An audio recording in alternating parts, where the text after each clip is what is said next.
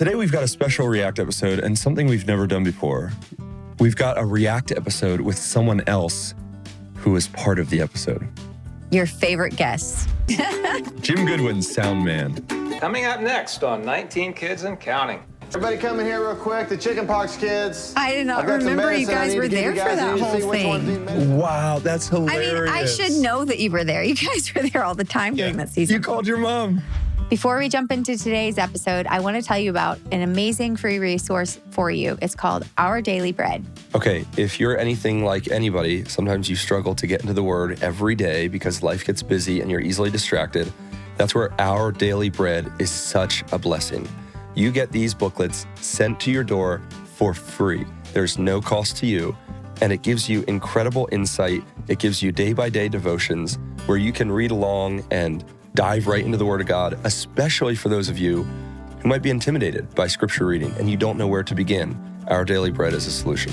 Yeah, I love devotionals as a mom. Definitely having something that is easy to grab, especially if you wake up in the middle of the night or you're just nursing a baby, going about your day. It can be so hard to stop and even figure out exactly what to read. So sometimes it's helpful just to have a devotional on hand, which is why I love Our Daily Bread. So go to odbm.ourdailyBreadministries.org/ginger to sign up for your free devotionals. What's going on, guys? We are back for another episode of the Ginger and Jeremy podcast. And today we know you guys like doing React episodes. Oh, yeah. But today we've got a special React episode and something we've never done before. We've got a React episode with someone else who is part of the episode. Your favorite guest, Uncle Jim Goodwin. Jim the sound man. Sound guy. Thank you very much. And our dear friend who is like family. Welcome Yes, back. he's back. Pleasure to be here. We're so glad to have you back on the pod. I think last time was so much fun, so we had to go for round two. And this one is going to be a good one because we're going to pull up a lot of clips of Uncle Jim. I just have to call him Uncle Jim because that's what I call him. Uncle Jim's back here, and so we're going to pull up all the clips of when he was featured. Not all of them, but a lot of the highlights of when he was featured on the show because he became a character very fast on the show that you guys loved. Yeah, he would have been on 19 Kids and Counting as well as Counting On. I mentioned last time, I don't know if in the last podcast episode we ever got to it, some of the other shows you did. Do you remember the names? Would you work on a lot of movies or reality shows? I did a few movies. I did multiple reality shows, very few of which reached the fame that the Duggar show did. Some lasted 1 or 2 seasons. Couple lasted longer than that, but I know some of the other crew were on Kate and Eight. John and Kate plus John and 8 plus 8. Did you ever do that? Kate. yes, I did. Okay, with the Goslings. Yes. Wow. Okay, so today we want to do some React episodes, Jim, and I just got to ask you before we do you ever go back and watch the show? I do not. I rarely revisit things I've worked on in the past. I could say I concentrate on the future, but I'm retired mostly. I concentrate on sitting on a couch. So, Did you when you were filming the show, would you guys watch when the episodes would drop? yes, we would watch them. Well, I would want to see how they edited it together because, I was there. We were there deeply involved in the whole shooting process. And I'd like to see how they cut it together. And not that we would make unkind comments about the editing process because they were very good. They really were. They could cut together a really good show out of all the pieces we gave them. But sometimes we might have a tiny bit of perhaps constructive criticism. Yeah, I'd imagine because it's interesting. I think like whether you're behind the camera or you're on sound, you're definitely documenting, and it's also like I don't know if it's like a form of art, but you're capturing sound how you want it, the audio. When Scott was behind the camera or if he's producing, you have a certain thing in mind of like how this is going to be, and so that would be fascinating because you just hand it off. You have no say in how things are going to be cut together, how it's actually going to sound in the end. Or if, Correct. you're like, why are you putting music over that? Actually put more music on that. There's an audio issue. No. Yeah, sometimes we would be somewhere and we would record music, live music. And I thought, wow, I did a really good job. But they wouldn't use the music because of copyright issues. Like, happy birthday. And I would get peeved. But yeah. Oh, okay. I've got a question about that. Do you remember the first time I came on the show at Jessa's baby shower? I believe so. At the barn. And I kept whistling while I was setting everything up. Was it you who had to keep shutting that down and telling, hey, you would send Joanna, hey, Joy, go tell that guy to stop whistling? I would perhaps tell you yes. She was probably fairly polite when she said, knock it off. You know? As Joy does, no? That's so funny. So as a preacher, someone like I will have these nightmares occasionally Right. of like, you know, being called up to preach and I don't have my notes or I didn't study. And then you wake up going, you know, Right. Did you ever panic like on a big shoot? You know, you've got to have all of this tech ready. You've got to have all the SD cards wiped, Right. everything charged. Were there ever moments in real life or where you'd have like a panic, you know, a nightmare of it's not charged or I left those at the house. I didn't bring my SD cards, anything like that? As a sound guy, you are mostly ignored until something goes wrong. Then you get all the attention. You're like a That referee. you don't want. Right. Yeah. Then If you get attention, if you don't get want. attention. That's not good. There have been instances on some shoots where I have avoided, let's call it a calamity, by maybe microseconds, you know. I remember one shoot for NBC. We were interviewing George McGovern, and we're getting ready to hit air. And he was on the Outer Banks on vacation, and all the network people, you know, the news was, hi there, how are you? And the producer says, everything good?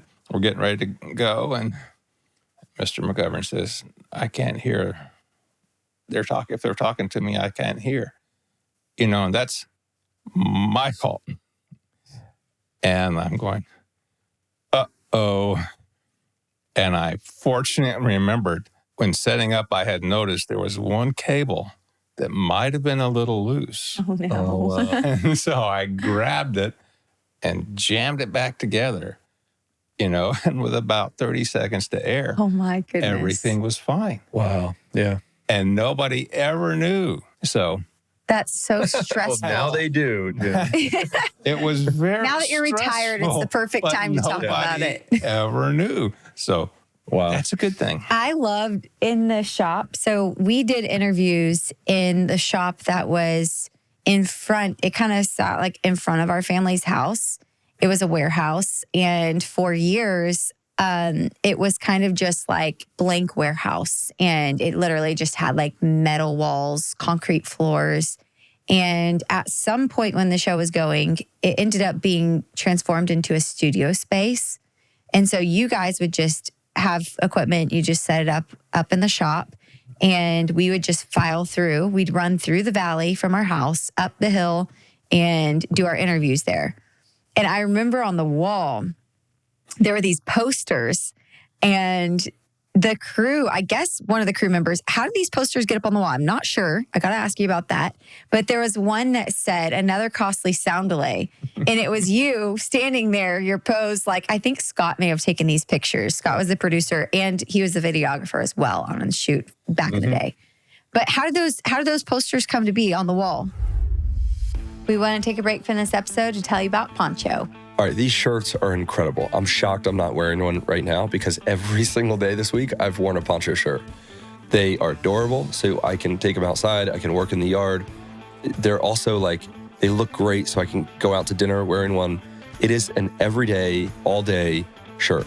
Yeah. They have denim, flannel, all of it. They look so good on. And also, I feel like for any of you who are trying to find a gift for your husband, I have the hardest time finding a gift, but this is something I know that Jared will love.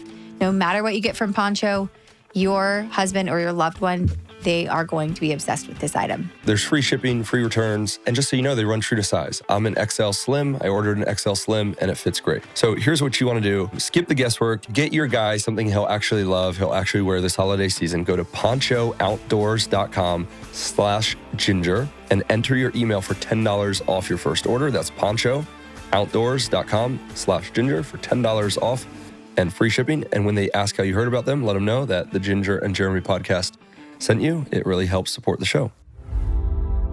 We want to take a break from this episode to tell you about Brooklyn Bedding. Brooklyn Bedding knows that sleep is not one size fits all. That's why they offer mattresses for everybody, every sleep style, even in hard to find sizes. Not sure which mattress is right for you? Just take the Brooklyn Bedding sleep quiz and find your perfect match in under 2 minutes. Yeah, and Brooklyn Bedding, they give you that high-end mattress experience without the sky-high price tag. Yeah, that's the biggest part. I remember talking to somebody who spent $10,000 on a mattress and they went into debt for it. It's like, this is insane.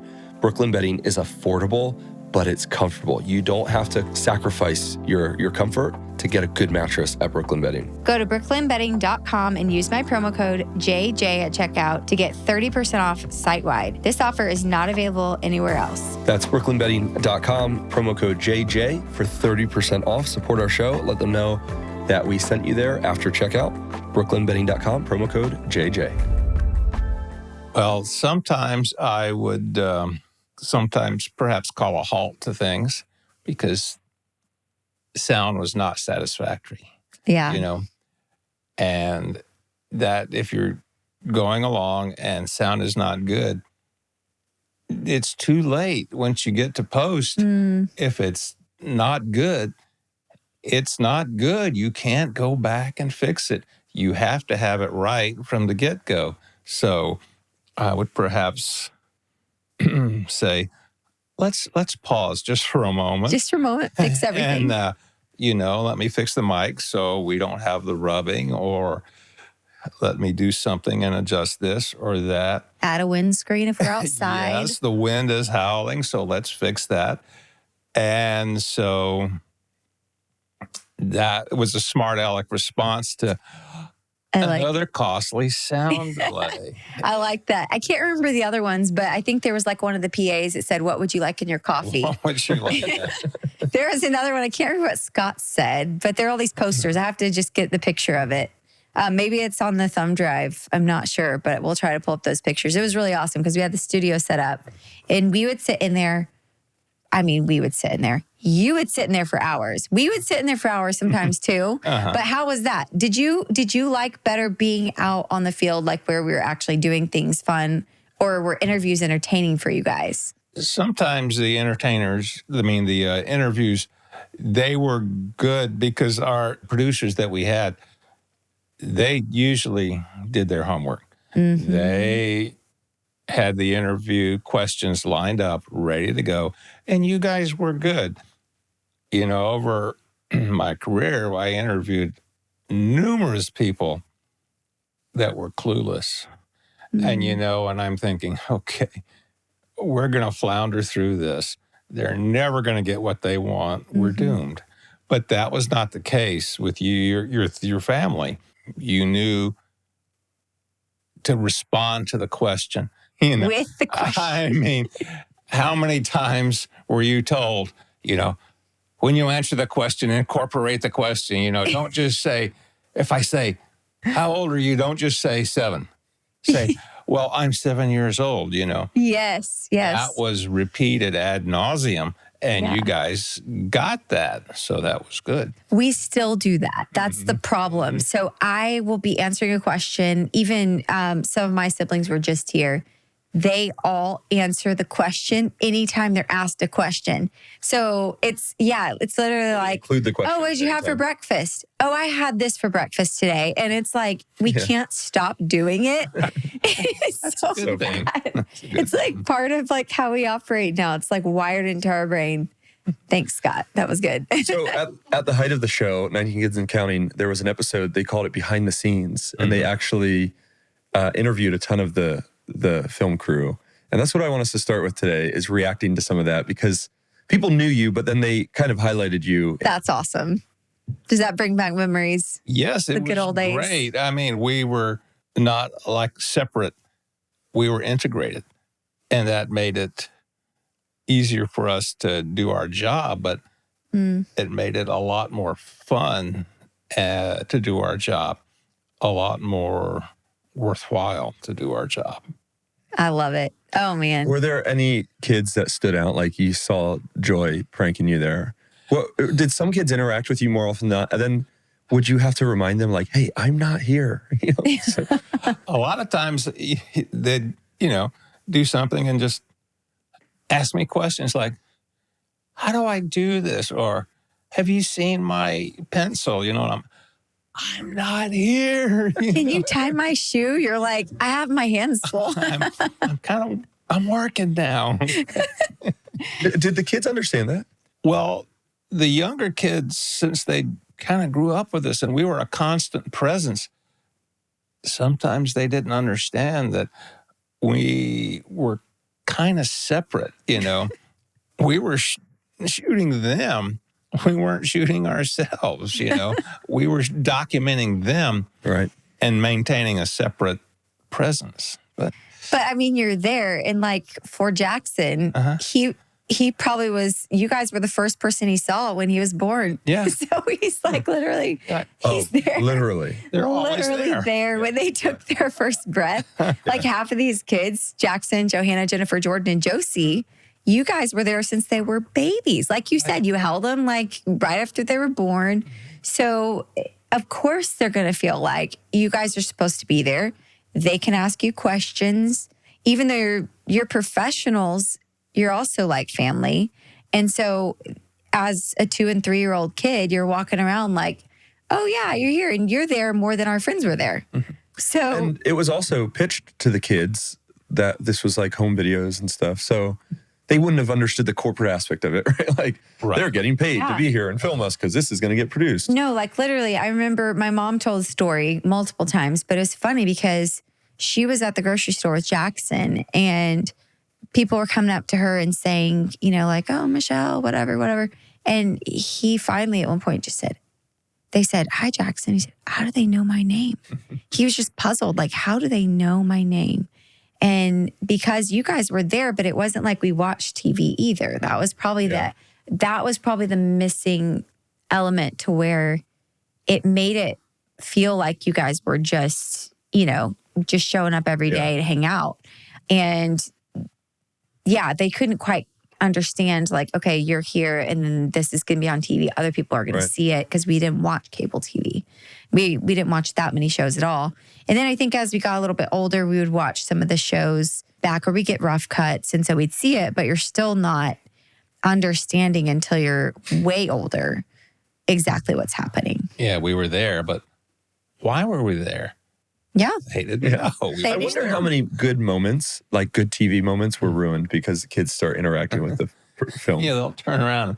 Okay, Scott, he hit me. Take care of him. She's crying, she's hungry, Where's her doll? And you just throw her a taco off the buffet line. You're like, here, take a taco. Did You'll you be ever? fine. Would you ever be filming something, holding the boom, and then like having to interact with a kid who's like pulling you on your pant leg or something? Sure. Yeah, They use him as a jungle gym. Yeah, you get good at holding it with one arm, and then just here, go away, kid.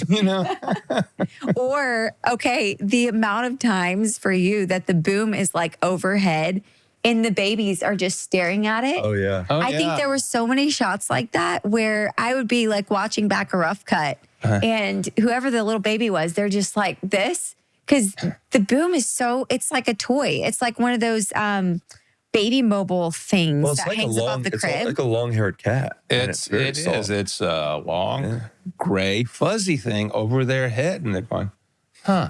What's that?" It's really funny. If you watch back the old shows, you'll see Actually, it all the time. there's a clip of that. So let's. Oh, keep really? We want to take a break from this episode to tell you about ZocDoc. Remember that doctor's appointment that you said you were going to go get, but then you never did because you couldn't get around to it? Well, you can book it today at ZocDoc. It makes it super easy to get the right doctor for the right appointment in a really easy way. You can do it all online. You can go there right now, wait till the show's over, and then book your appointment at ZocDoc.com. Yeah, I know that's one thing that you've always struggled with. It's like, oh, I want to go to the doctor. I need to get this checked out, or you need your new inhaler. And you're like, but I don't want to go find a doctor. Well, ZocDoc is the answer because, like Jer said, they help you find that in-network doctor. And so you can get your appointment booked quick and easy. And here's the thing, it's free. So you go to ZocDoc.com, you're not paying anything. So you can stop putting off those doctor's appointments. Go to ZocDoc.com/ginger. That's ZocDoc, ZocDoc.com/ginger, and instantly book a top-rated doctor today. That's ZocDoc.com/ginger, ZocDoc.com/ginger. We want to take a break from this episode to tell you about HomeServe. Look, owning a home is amazing until it isn't. Until that moment where something goes wrong and you have no idea what's going wrong. We have one of those things happening right now. We've had a bunch. Home ownership always brings with it all the worries and anxieties of keeping the home up. That's where HomeServe comes into play. Regular homeowners insurance usually doesn't cover a lot of the day-to-day wear and tear, like plumbing failures, HVAC breakdowns, which we've had, and electrical issues. So you're often having to just pay out of pocket for those. Yeah, and that's where HomeServe comes in. For as little as $4.99 a month, they've got your back. Repairs hit fast and hard. You could be searching for a contractor in panic, or you could already be on the phone with HomeServe's 24/7 hotline scheduling a repair. They will find the repair person in your area that's right for you. I should know that you were there. You guys were there all the time during that season. You called your mom. That's amazing. Miss June. Oh, my word. That's funny. so sweet. I had no idea. You remember that? Yeah.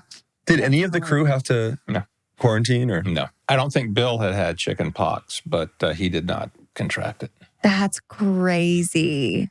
Yeah, I didn't even my think of that word. because their sickness, we've talked about this before, it's terrifying for me if one of the kids gets sick and then if it gets to Ginger, if she gets sick, the ship goes down. Like the whole ship goes down because I don't run this ship, And so, and obviously I get man sick. So I get sick real easy and I'm in bed. Ginger just powers through. I mean, she's incredible. So, but what we were talking about was like for us, it'll last a week because Evie will get it. Then Felicity will get it. Then Finn will get it. But for the Duggars, it would last months. Mm-hmm. And you guys were filming in those times. So did you ever go, oh man, they've got the flu. Like half of them have the flu upstairs. And I never caught any sickness or disease or illness from the Duggars. I think it probably actually built up your immune system. The amount of slobber and like kid slobber all over everything. Yeah. It probably actually, like you guys probably had better immunity, like against things from between travel and little kids around. Yeah. You probably had the best immune systems. Right. We were good. wow, that is really funny. I just remember so many times though, when I was older and the crew would come, I remember a couple times, a few of them told me, oh, have you tried airborne or zinc? And they were like telling me what to take because they said that was like their way of keeping sickness at bay. Mm-hmm. So if you started to feel something coming on, they're like, take this, take that, take this. And I remember getting protocols because I would try to avoid stuff. And I felt like being in a large family, you'd always have something going around. And so that to this day, it was like locked in my mind. Take the airborne, take the zinc, do this vitamin and you'll be fine. And it actually worked a couple times for me, the cruise protocol. It's great. Yeah, would you just have tons of medicine with you in your bag? Not really. I tried them, but I was fairly healthy anyway. Yeah. Like I said, I didn't get anything. I didn't bring any illness in. You didn't bring it in, you didn't take it out. That's awesome. That's good. Okay. We got to see the next clip. So sweet. Oh my goodness. Good fare or a good amount of taking out trash? Yeah, it's not that we're separate. We're integrated. We're in the family. Something needs done. Yep. We do it. What about the secrets they would tell you? Like the especially the pregnancy announcements. Right. If they would want to know, if I would know if it, the gender reveal thing, and I would know, what is it? Oh, tell me and I won't tell anybody. No, please, no, I've got a secret too. and I'm not going to tell you. That was awesome, though. I think was that Kinsey. She just said about the stuffy. She's like, I'll give you my stuffy if you tell me. It didn't work. So funny. What's funny is, I did love they ever that. pick up on stuff like there would be genuine surprises, like if a couple was going to start dating or somebody was going to Yeah. ask someone to marry them. And so the Yeah. film crew shows up. And would the family ever be like, why are you guys here today? Sometimes they would look at us like, why are you here? And they wouldn't necessarily say anything, but, you know, these guys are pretty sharp. You know, they're figuring out what's going on. You know, they've been around us long enough to know that there's a reason we're here. Or if my dad said, okay, we're going to call everyone together. We're going to have a family meeting. And you go, Then everybody would say, what's the announcement? yeah, Who what's is it? going on? Well, Then when the they'd family probably try to meeting's get it being- out of you. being filmed. Right. Yeah. You know, another challenge was not when you're there, but when you're not there. Like I remember when I proposed to Ginger, we had to frame up this thing where you guys weren't going to be there. It was like an extracurricular, like after filming, we were going to go take pictures on a rooftop with my buddy James. And then we show up and you are there. Then immediately she knows, okay, something's up, you know? Kind of a not surprise anymore. Right. But I wanted you there. They're like this. I wanted you guys there On for the that big rooftop. moment. Like, it would be sad if you weren't there. There's an I'd be X like, on the where's, ground of where Ginger's where are supposed to you? stand. These lights here, you know, it's pretty subtle, you know. Yeah. It would feel strange if you weren't there. You know for what's that really big funny moment. is like for when I asked you to marry me, there were lines on the ground because the film crew has to set it up for the shot. Right. So she's totally shocked, but because she's so used to filming, she knows like, oh, I stand on the X. Yeah. Hit my mark. And Just walk up and it's like, there you go. It's a moment of like, what's happening? This is magical. What's going on? He's going to ask me, and I'll stand here. That's so funny. It's kind of That's just second amazing. nature. I love that. That's Okay, so I think great. there's another one from this wanna this see it. behind the scenes episode. Wow. That's a really All the sweet, fresh babies. yeah, fresh babies, but even you guys when you were young saying like recognizing the special bond. yeah, we were, you know, usually a crew and whoever you're filming, there's not, you know, there's a divide. And in our case, we would, you know, we could go up and give you a, you know, the Duggar side hug when necessary, you know. And most times that won't happen. You might give somebody, you know, pat on the shoulder or anything like that. But, you know, you can say, here, it'll be okay. You know, you need something. How can I help? And we genuinely meant it. And I think that's part of it too, is like when you look at other shows, I'd imagine too, if it's not reality, if it's more of a set where you're just reading your lines or script, that also you can have friendships that develop through the years of filming that way. I think that I would be curious to hear, do you think that there was a difference because it was reality and because you guys literally were there watching us grow up from when we were kids, that level of trust just built over the years? You were there when we walked through the challenge of my grandpa's cancer, my grandma's health issues. There's all these things that were, you know, unfolding. Then we meet our, you know, significant others and we have our weddings. We are welcoming kids into the world and you guys are just always there. Does that change the dynamic at all? Do you think that's part of the unique side of filming a show that was more in our everyday lives as opposed to like a script that we're following? Absolutely, because we had the emotional connection too. You know, when your grandma was sick, when your grandfather had cancer, we had that emotional connection too. Because, you know, I knew your grandfather. We had a few political discussions. You know? I bet you did. And so he wasn't just some stranger who would come in, we'd shoot and leave. You know, there was a personal connection. There was a personal connection with all the individuals in your family. So there was a consequent emotional connection. Did you cry when filming a funeral or find yourself like tears of joy at a wedding? I almost did, yeah. So I generally don't do it, cry at things like that, but I almost did, yeah. I wonder if the show was canceled ultimately twice, 2015, and then finally And I know that had implications for you guys financially because this is your job. Right. But I wonder what hit first. Was there a processing of like, oh no, we're not going to see our family every week? Or what was, because there's probably a lot of emotions that came together in a time like that. How did you process that initially? Well, the financial issue was pretty strong, but the emotional issue was there. I mean, like, hey, these are, this is my family in Arkansas, I'm just cut off. Mm-hmm. That's not good. I don't want that to happen.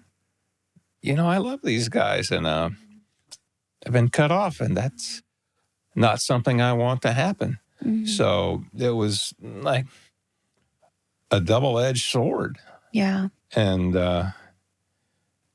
when it all came back, that was like, yay, we get to see him again. And, oh, yeah, I get a paycheck again. So, Yeah. Yeah. I think that was the hardest thing for me was just, it's interesting because there are both sides of filming. There are sometimes you're filming and you're like, okay, like showing up to interviews today did not feel like I want to, but that's how it is with anything that you do in life. So like, I don't want to wash the dishes. I have to wash the dishes. Okay, I'm going to do it, but then there would be like a couple days like that, but it was fun and we enjoyed it. And I think that when it ended, the first thing that we thought was, we're not going to have the crew here. It's all we had known, from the age of like 9 when Scott showed up. I remember I was terrified of the cameras and I was afraid, and they just like put us at ease. Kirk and Scott, Deanie, they were all there and they just put us at ease. And it was like, that's amazing. Like, we were little kids just looking up to them like, what, nervous, And then they were just there. They were just there.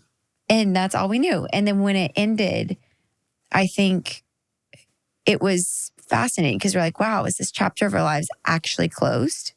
Is it actually over? And it just was sad. I think I went through like trying to figure out like, okay, what do we do now? Like, we're not going to see the crew all the time. And so I think when you guys showed up for Jana's wedding, a good number, we saw some of you before that, but when you showed up for her wedding, that was a moment when we walked out of the back of the church and so many of the crew members were there. We just cried. We were just like, so many of us have, like, we all just went out and like, could not believe. I mean, we knew you guys, some of you guys were coming, but it was just a moment of like a reunion, and it just felt so sweet. Yeah. So sweet. And we all needed it, It had been so long. And you get to see different crew members at different times, and we'll have like certain meetup points. If we're in a city and they live there, we'll pop in and see them. But it was so amazing having that reunion of so many people together all at once. It just felt different and so special. And I just couldn't put it into words. And now I'm all emotional and teary-eyed. Okay, let's try to embarrass Jim a little bit then. This would be a great time to embarrass Jim. So watch this clip, and then we're going to challenge. Let's see, let's see. Josh, John, David, Jana. Let's see, and then we go to Jill, Ginger, and then of course we go to we skipped over Jessa, Ginger. Yep. And then we go to the... Jeremy doesn't even know these, by the way. And we go to the knuckleheads. All the boys. 2 boys. Yeah, we got... I can see it. See, I can see the faces. Joseph. Yeah. Joseph. And then I would say they're twins, but they're all... Yep. Josiah and Hey, you're helping him. Jeremiah. I don't get you. Don't help me. Because you. And then we You got. can't have You want me to put you out of your misery, Jim? Here we go. Let's just put this back on. If you see him in front of you, you can do it. That's it. Yeah. That's it. It's just the birth order thing is different because really so many of them now, especially like you don't know who's older, because Right. they're all different heights. They're all different. Like there's so many all in a row. So Jeremy even. I struggle. And then here's the hardest funny thing: time. every podcast we go on, it's like our friends Matt and Abby of the Unplanned podcast. We go on there and they're like, "Can you name the kids?" all the And I'm like, kids oh my goodness. in order. Yeah. He can name them all in order. I don't know. Well, if you just throw out a J name, you're gonna hit one of them probably. Yeah, Jehoshaphat, Yeah, exactly. I think the reason they stopped was because there's only like Judas and Jezebel left, and so it's like they couldn't come up with any other J names. That's so funny. That is really funny. I think everybody associated with the Duggars, like you guys, will be plagued with that question until the day you die. yes. He's gonna go home and practice. Well, no, what's Your funny is, retirement, you're sitting there playing Duggar word first games. of all, let me say you haven't aged a day. Second of all, filming that, you have the same. He's got the same. As he's trying to think of the names, it was just as hard then, and you were on set. You were at their house. Yes, I was. So it's not like, the years have passed. Like Rotan's going, I promise I've worked here for 5 years. Like I do know this family. Yes. It's a lot of people. It's a ton. I know Jim, Bob, and Michelle. Yep. Got that? That's right. Because There you go. That's right. you know why? Because Jim and Michelle. that's right. If you forget that, No. Is your middle name Robert? No. What's your middle name? Garland. Oh, that's a great middle name. We got to bring Garland back. Okay, last clip, and this is maybe on a more serious note, but it was on the show. But it's a fascinating, again, like we've been talking about this crossover of real life with film, right? And this is when Jason got hurt. Oof. And I just want to get your reaction to bringing you back to that moment and what kind of was going through your mind. So let's watch it. Stayed around a little bit longer with my cousins and Jason. My cousin was videoing me just playing around on the harp, and Jason, he was playing hide and seek with their little boy. A lot of songs have F sharp, so to do that.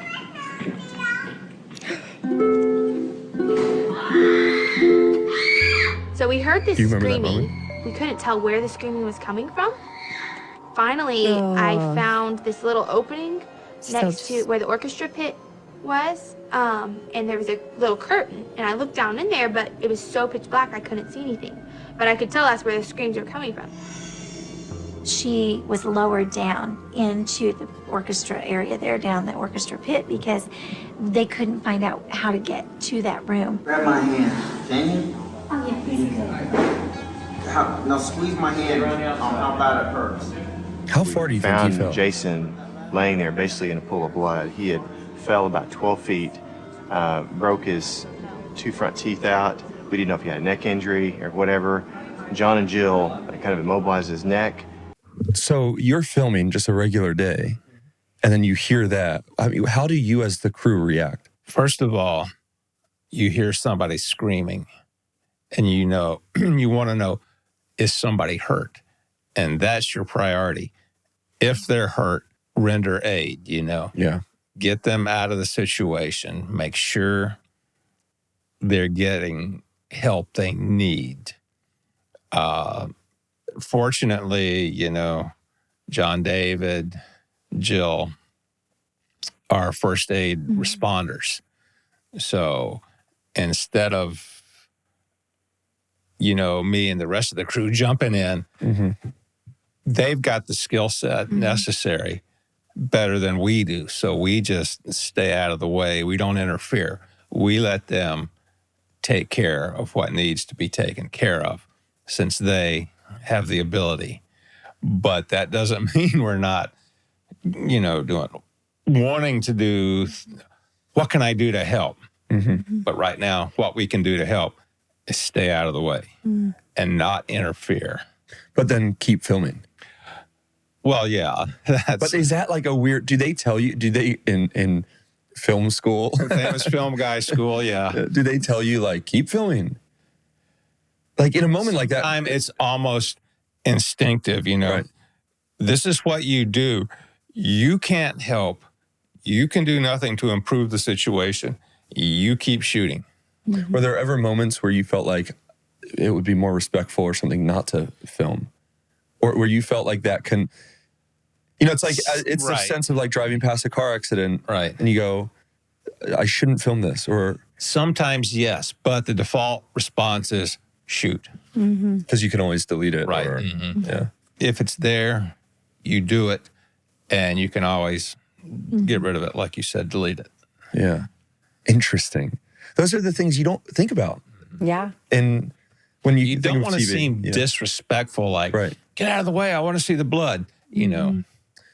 like even going back to a funeral, or there's these moments in life, because reality, everyone thinks with reality TV, it's all fun and games. Hey, let's go film Jeremy asking Ginger out on a date, and that's fun.